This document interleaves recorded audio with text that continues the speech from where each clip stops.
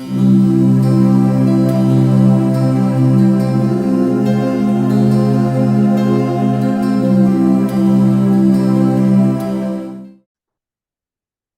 afternoon, Sonja.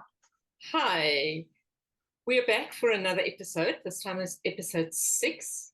And it's a little bit of a short episode, but it's very poignant. It has some really valuable lessons in it. So I want you to take it away and just see where we're going to go with it today. Thank you. Yeah, I'm looking forward to having more fun in this episode. Again, like previous times, it's good to just have the themes in place. What kind of episode we're dealing with here? We learn in this episode more about the context of Ada's mom and her dad, just giving us more insight and background to that. Ada's mom obviously in hospital and discovering that she's been ill for a year, but she kept it quiet. And then one of the very endearing themes that I find very interesting that the writer and the producer director brings back into this episode is this theme of, I actually wrote some words down because it struck with me. It's how the continuous, truly caring friendship between the 3 women comes forward again. In moments of crisis, these 3 are there for each other. It's almost like a holy sisterhood. And it's really beautiful to watch how that unfolds. Then, of course, there's also the other masculine, feminine theme of love and a dysfunctional other, the dysfunctional husbands, Erdem and Toprak, who can't get their shit together. And the woman, but the woman loves them and can't get out of that love loop. So those are the initial introductory kind of comments I have. Yeah. So the thing is, what we see in this friendship is that each is living their path from their family system. And so that is why there are 3 completely different people, but they also have this common theme of how can we support one another where we are in this. So I like the fact that Ada is obviously the one who asks all the questions. And I love this idea because it's an idea that is really weird to think that our parents had to be in love, to be in a relationship for us to have life. And this is something we find sometimes difficult to actually comprehend because children have this, I'm here, my life belongs to me. Yeah. And when you listen to teenagers, one of their biggest arguments with parents is, this is my life. There is no regard that if it wasn't for your mom and dad coming together in a very special way, you would not have had that life.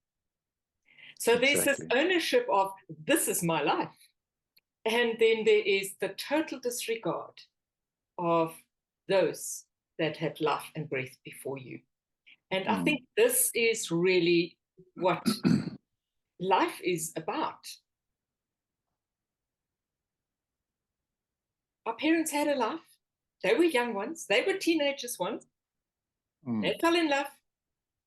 And then life carried forward. And life carried forward because they made love. Whichever way your life came into being, whether it was love in the concept of in a marriage, or whichever way 2 people got together, and in a moment of, we can call it lust, in a moment of calling it love or lust, whatever you want to call it, a life was created. And for me, that is the sanctity of life. There is something that happened in that moment where a new life is created. Yeah. And therefore, each life has a really special purpose. We may not understand it, and we spoke about the purpose of life in the last episode, but life is really sacred. And I want to hold on to that idea of life is sacred. Yeah. Because we see how sacred life is when we get to a part in our life where life comes to an end. Like in this episode, Ada's mom's life is slowing to an end. But it's been slowing to an end for a whole year. But Ada was unaware of it. She was so caught up in her own life. She was so caught up in her own problems. She was so caught up in her anger with her mother that she could not bring together the sacredness of the bond between herself and her mother. And this is what this episode is about. The sacredness of the bond between mother and daughter in this episode. I love that word sacredness, and the other word that springs to mind as you say it is also the mystery. You know, what is this thing that causes this attraction between a man and a woman, and from from that union comes this whole thing about a new life, new generations that just flows down the river of life.